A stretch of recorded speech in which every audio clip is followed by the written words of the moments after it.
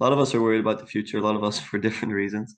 Yeah. I think for you and for myself as well, it's a funny position to be in because I think you and I both know a lot of people that are on different ends of the either political spectrum or the personal spectrum. So Yeah. they think the world is ending for a lot of different reasons. But Yeah. The bad guy is different yes, depending on where you sit. yeah. So Yeah. I was wondering how you feel about the future yourself, if it's something you have optimism towards, and what you think is a wise Mm. stance to take toward the future.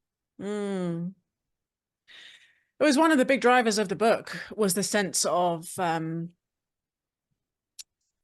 the future disappearing, like not being able to. We were looking at schools for one of my children, and I had this like, I don't know if the world is going to be anything like it is now by the Mm. time she finishes that school, right? I could not imagine it. Everyone was talking as if everything was going to carry on exactly as it's always been.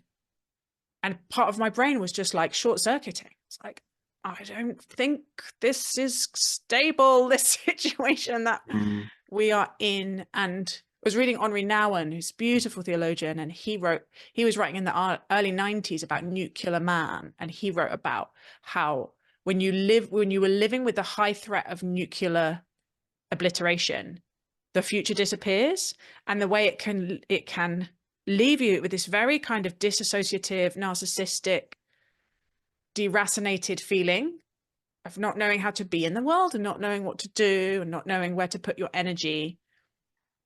And I had this real like, I don't want to be nuclear, and I Yeah. see it in the climate movement, not knowing how to imagine the future, not knowing, frankly, what horrors might be ahead of us, which is part of the story that is told.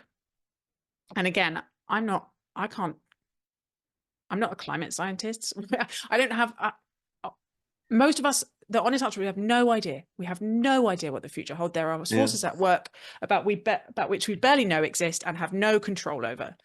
And so that feeling like desperately needing some steadiness of soul was one of the senses of which actually in my tradition, I call myself a Christian, and in this tradition, the idea of the end of the world is very central. The idea that there will be some kind of reckoning, there will be some kind of, well, it's making me teary. That's interesting.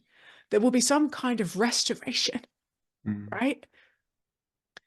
And that it was never going to just trot on merrily. Yes.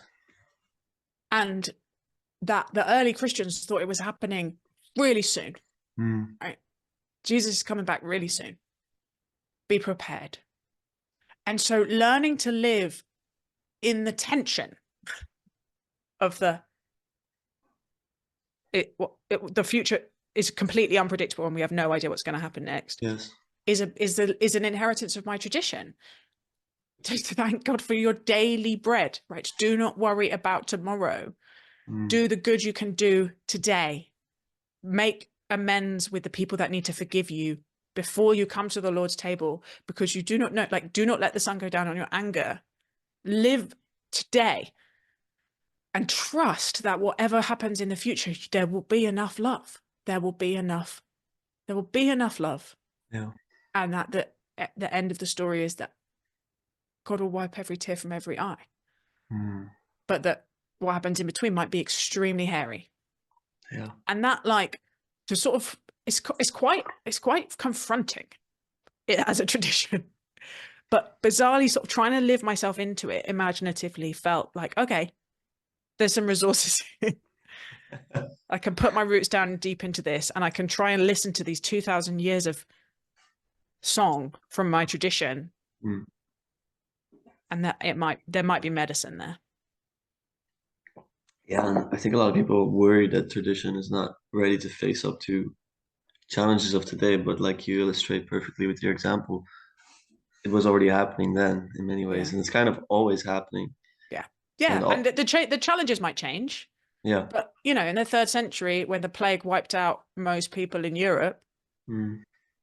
felt like the end of the world. And some Christians, not all of them, I doubt if I would have been one of them, like responded to that not by fleeing, but staying and looking after other people's sick, right? Yeah. The end of the world for the Jews in the pogroms, the end of the world during the Holocaust, the end of the world for indigenous people under colonialism has come again and again and again and again. And there's so little we can control, but we can control a bit our own formation and the state of our own souls and the kind of way, the way we respond to those kind of Yes. moments. Do we want to panic and hoard and retreat into our tribes and blame everyone else? Or do we want to say, okay, in this little patch of land, in this little scrap of time, can I bring a bit more love and justice and care and patience into the world?